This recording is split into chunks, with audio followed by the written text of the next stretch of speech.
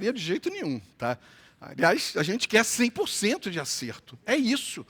Portanto, vocês também precisam irrigar com ideias. Sensibilizar o top management, o management, todas as camadas, até o chão de fábrica, tá? E para mudar a cultura é isso, ó, tem que permear todas as camadas da estrutura organizacional. Porque a realidade é que as mudanças organizacionais, elas são o resultado das mudanças humanas. Se as pessoas não mudarem, uma organização não muda. Você faz um investimento milionário, implanta um novo sistema de business intelligence, pergunta para o CIO qual é o objetivo, ele diz, o objetivo é implantar um sistema de inteligência de negócio. Está errado. O objetivo é mudar o modelo de gestão. Eu quero sair de um modelo intuitivo, em que os executivos simplesmente acham, pensam, imaginam, sentem, declaram, tomam decisões sem nenhuma base em dados e fatos, para um modelo que continua respeitando a intuição. A intuição é importante, mas que agora tem inteligência de negócio por trás. Mas, se eu implantar o sistema e não utilizar da maneira certa, fica só mais um custo. Vai ter depreciação, vai ter custo de manutenção, mas não vai ter resultado. Portanto, o objetivo é a mudança, gente. Projeto é meio, sistema é ferramenta. É a mudança através de uma ferramenta adequada de comportamento das pessoas que vão passar a discutir o negócio com base em dados, fatos, tendências. Isso é intuição também, mas agora sim, né, consubstanciando isso de uma maneira integrada, é que vai promover maior competitividade, é que vai promover maior rentabilidade, maior fidelização dos clientes, um diferencial competitivo importante. Muito bem. Como construir, então, né? Eu acho que vocês precisam pensar grande. Mas quando eu digo pensar grande, é perceber o papel de influência que vocês têm em todas as camadas de liderança da organização. E é por isso que quando a gente fala de mudança cultural, precisa começar lá nos líderes de mudança, né? Provocando essa reflexão, capacitando. Esse cara é um engenheiro, um administrador, um economista, muitas vezes com mestrado, doutorado, mas a única aula que ele nunca teve foi como patrocinar um processo de mudança. Isso ele não sabe. Ele sequer sabe o que se espera dele num processo de mudança. Ele sequer percebe que existe essa necessidade de transformar a cultura organizacional. Portanto, aqui o nosso principal objetivo é sensibilizar, é informar, mas também formar líderes que sejam capazes, de fato, de mudar essa cultura. Porque liderar a mudança é diferente de gerir a mudança. Liderar a mudança tem a ver com comunicar a visão do estado futuro dessa organização. O propósito, por que mudaremos?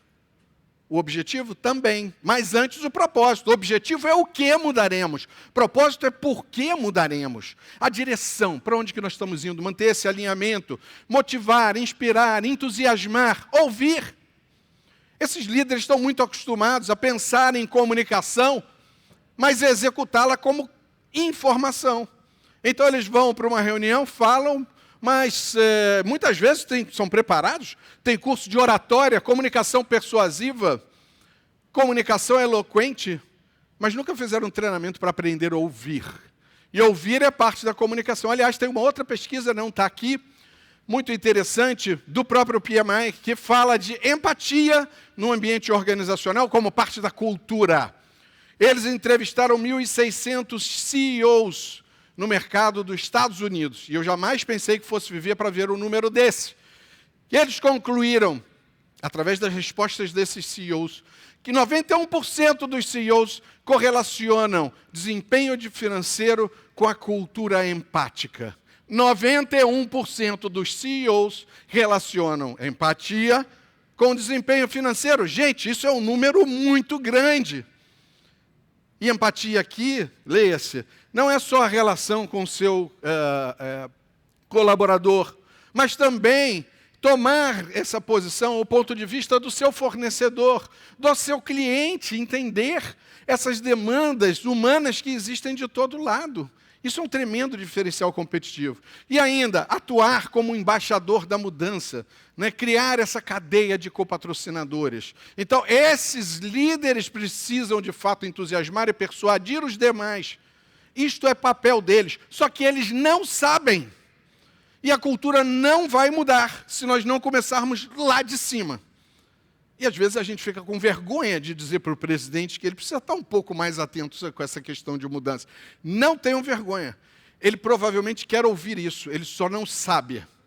E no momento em que nós tivermos coragem de incluir isso como parte do planejamento estratégico de uma organização, preparar a cultura, o corpo funcional, a resposta do corpo funcional para ser mais resiliente, mais adaptativa, isso vai fazer a diferença.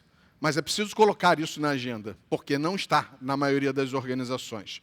É preciso também ter gente treinada, porque também precisa gerenciar a mudança, né? E aqui o que a gente busca é formar, integrar o que vem do RH, por exemplo, com TI, com compras, com as diversas outras áreas, e propagar, fazer com que isso se multiplique. Todo profissional de RH, na ação de transformação de uma organização, deveria ser um evangelizador.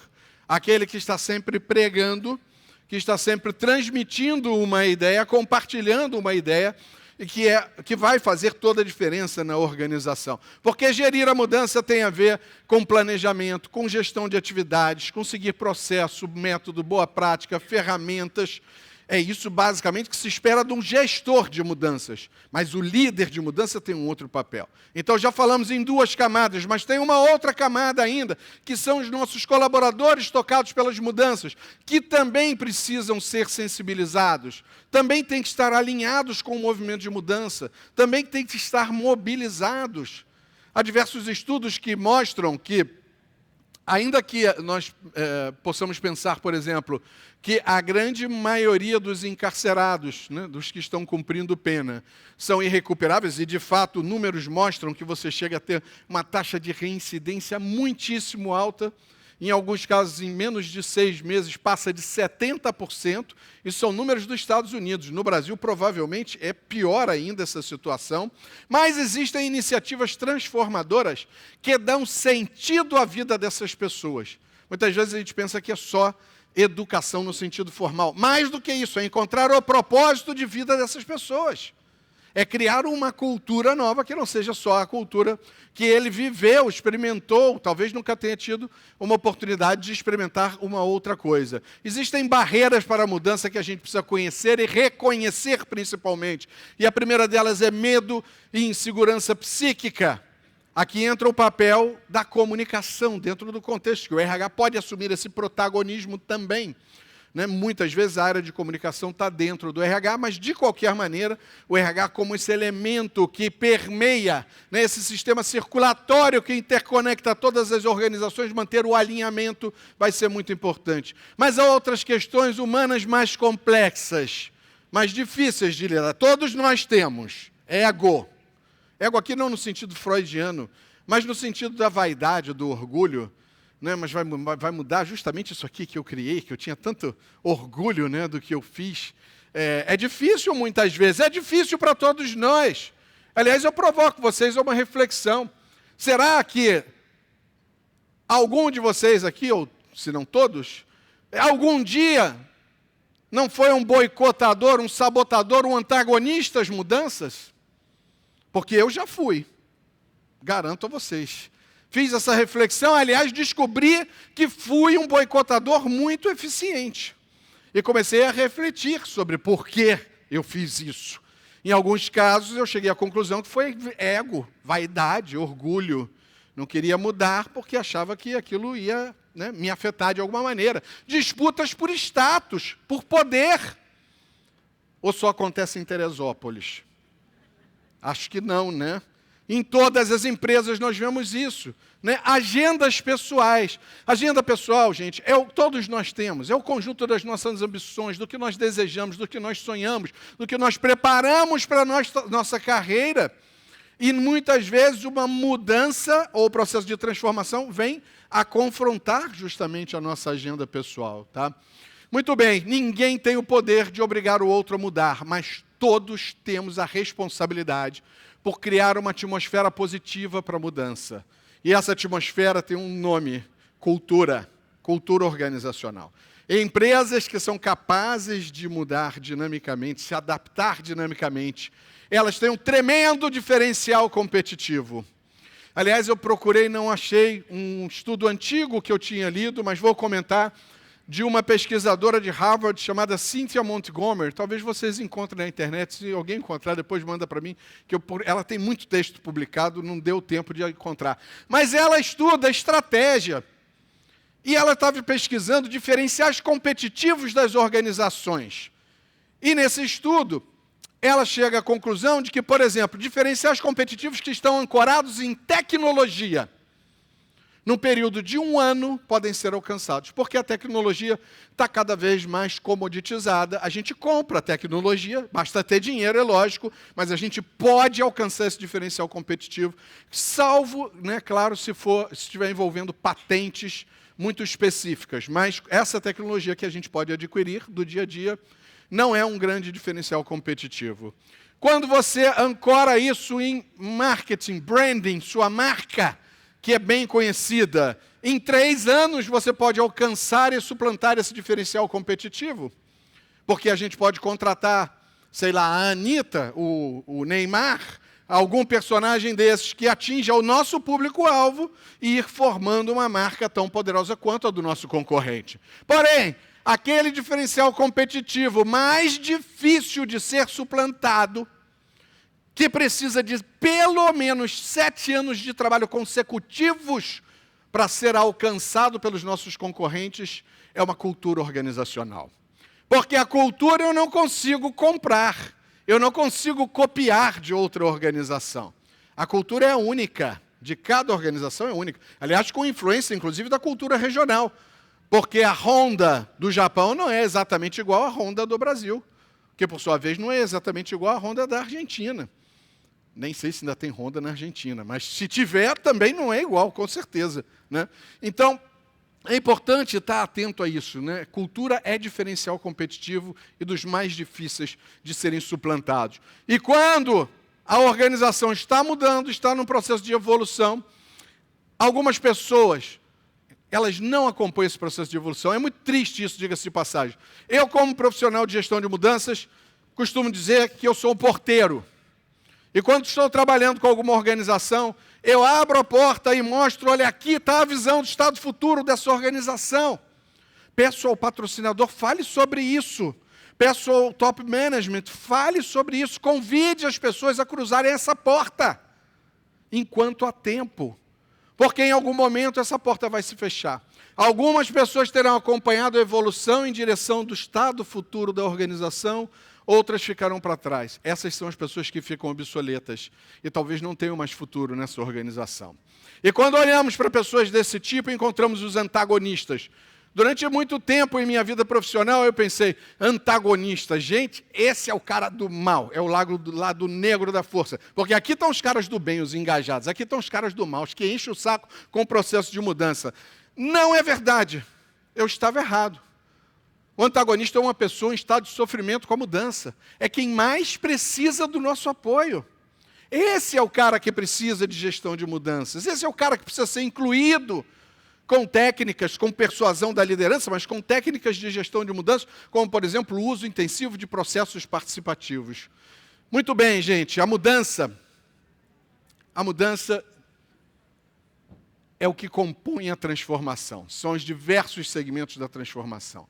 E a transformação é uma longa jornada de mudanças. Não é um evento. Mudança é processo de mudança, que passa por diversas etapas, segundo a doutora Kubler-Ross, né? É desde a etapa de negação até que você consiga ressignificar, vai passar pela barganha, vai passar pela depressão, até sair do outro lado e ressignificar o seu posicionamento, o que não é fácil, porque todos nós temos ego, temos medo, temos insegurança, temos questões ligadas a status, a poder e às agendas pessoais. Bem, pessoal, eu quero fazer um rápido exercício com vocês. Dá um tiro nesse QR Code e me diz aí, na sua opinião, como é que a área de RH da empresa em que vocês trabalham é percebida em relação às pessoas que conduzem a transformação organizacional?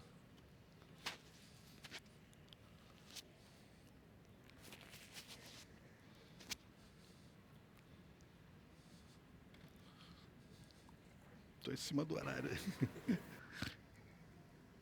Tudo bem até aqui? Tudo bem? Todos já foram?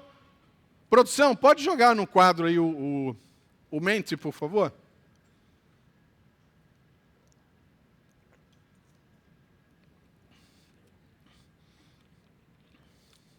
Beleza, são só 3 perguntinhas, né? Só 3 perguntinhas. Queria ver o resultado, se já apareceu alguma coisa. Todo mundo conseguiu acessar? Alguém teve dificuldade? O RH foi um grande parceiro no apoio aos processos de mudança, opção 1. O RH não foi um grande parceiro, mas também não foi ajudante,